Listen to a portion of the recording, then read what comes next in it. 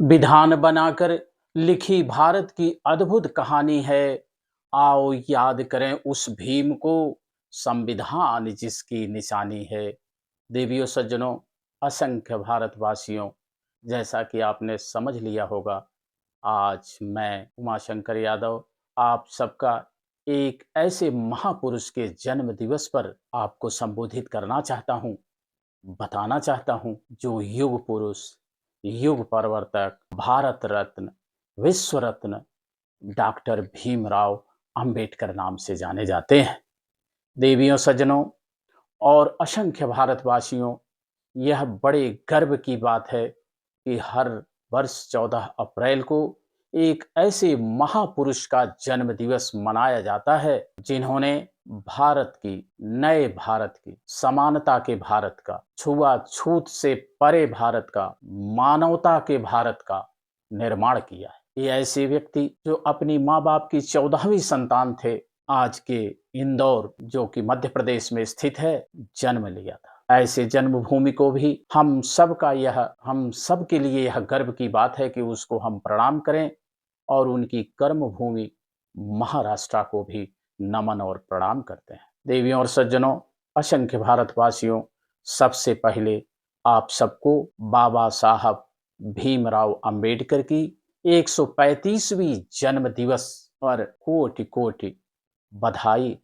शुभकामना और प्रणाम। बाबा साहब एक ऐसे परिवार में पैदा हुए थे जो कि महार जाति के थे। महार जाति को उन दिनों छुआछूत और शूद्र की कैटेगरी में माना जाता था। पिता रामपाल, शोकपाल और माँ भीमा देवी बड़े अत्यंत धर्मपरायण नारी थी। बाबा साहब भीमराव अंबेडकर भी बचपन से ही एक चिंतनशील, अध्ययनशील और जुझारू किस्म के बालक हुए। बचपन से ही उनको पढ़ने में बहुत शौक था। स्कूल में एडमिशन कराया गया क्योंकि पिताजी अंग्रेजों के यहाँ नौकरी करते थे, तो उनको स्कूल में एडमिशन होने में ज़्यादा दिक्कत नहीं हुई।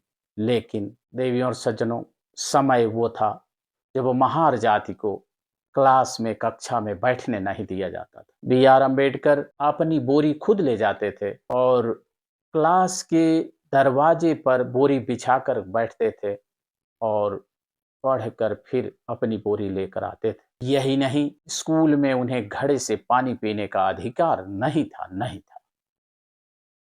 चपरासी ही उनको ऊपर से पानी डालता था तब पीते थे। जिस दिन चपरासी नहीं आता था, उस दिन उनको प्यासे ही रहना पड़ता था। समय देखिए कितना क्रूर था, कुरीतियां कितनी चरम सीमा पर थी। ऐसे में कोई पढ़ने का अगर कल्पना करे, सोचिए कितना कठिन है। लेकिन सौभाग्य भारत वर्ष की है, सौभाग्य भारत के लोगों का है, सौभाग्य भारत के दबे कुचले पिछड़े लोगों का है कि बाबा साहब अपने रास्ते से बिल्कुल भी विचलित नहीं हुए। उन्होंने तनिक भी विचलित हुए बिना पढ़ाई पर पूरा ध्यान दिया। बेसिक शिक्षा प्राप्त करने के बाद उन्होंने एल्फिस्टन हाई स्कूल मुंबई में एडमिशन लिया। वहां पर उनको लगा कि शायद छुआछूत और जाति पाति का भेदभाव कम हो, लेकिन ऐसा नहीं था। किसी तरह से वहां पर पढ़ने के बाद आगे की पढ़ाई के लिए खर्च बहुत चाहिए, नहीं हो रहा था। उसी समय उन्होंने ऐसे व्यक्ति से मिले जो कि तत्कालीन बड़ौदा के महाराजा गायकवाड़ से उनकी मुलाकात की। महाराजा गायकवाड़ उस समय एक स्कीम चलाते थे, मेधावी बच्चों को स्कॉलरशिप पर पढ़ाते थे। उनमें सौभाग्यशाली अंबेडकर का भी नाम आ गया और वो पढ़ने चले गए। शर्त यह थी कि पढ़ने के बाद आकर के महाराजा के यहाँ, महाराजा गायकवाड़ के यहाँ आपको 10 साल तक लगातार नौकरी करनी पड़ेगी। इस गठबंधन के आधार पर वह पढ़ने चले गए। वहां पर अभी विश्व युद्ध भी शुरू होने वाला था। इन तमाम विपरीत परिस्थितियों के कारण भी बी आर अम्बेडकर ने अपनी शिक्षा को जब प्राप्त करके भारत वापस आए, तो पहले के अनुबंध के अनुसार महाराजा गायकवाड़ के यहाँ नौकरी करने गए। वहां पर नौकरी करने के लिए, ठहरने के लिए कोई भी अपना मकान नहीं देता था, क्योंकि वो महार जाति के थे। यही नहीं, ऑफिस में कोई भी उच्च जाति का चपरासी फाइलें फेंक देता था, जबकि वो एक मिलिट्री सचिव पद पर थे, आर्मी के सचिव पद पर थे, बड़ा ऊंचा पद था, लेकिन कोई भी चपरासी उन्हें फाइल को हाथ में नहीं देता था, मेज पर फेंक देता। इतने अपमान को सह करके कोई कैसे रह सकता है, आप कल्पना करें। फिर भी अमर जी ने सोचा, किसी व्यक्ति विशेष की बात नहीं है, हमें संस्था से, हमें कुरीतियों से, हमें व्यवस्था से लड़ना है। लड़ने के लिए उन्होंने हथियार अपनाया, पढ़ना। पढ़ना, आप ठीक सुन रहे हैं। उनका मानना था कि जितना पढ़ेंगे तभी हो सकता है कि समाज में जब विचार अच्छे आ जाएं तो ये सब कुरीतियां बंद हो जाए, लेकिन ऐसा नहीं होता था।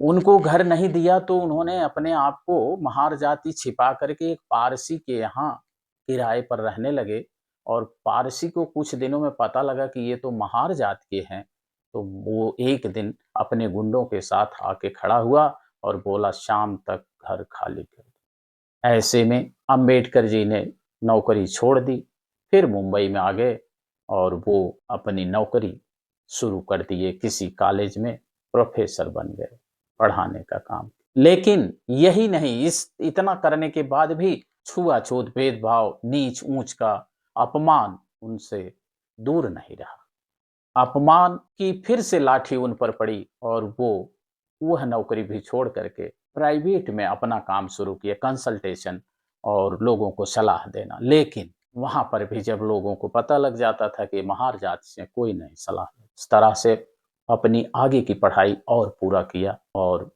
भारत के लिए उन्होंने, महिलाओं के लिए उन्होंने, मजदूरों के लिए उन्होंने, गरीबों के लिए उन्होंने, दबे कुचले पिछड़ों के लिए उन्होंने काम करना शुरू कर दिया। महात्मा गांधी के विचारों से ना मेल खाते हुए बहुत बार एक दूसरे के आमना सामना करना पड़ा। महात्मा गांधी का कहना था कि भारत डिवाइड हो जाएगा।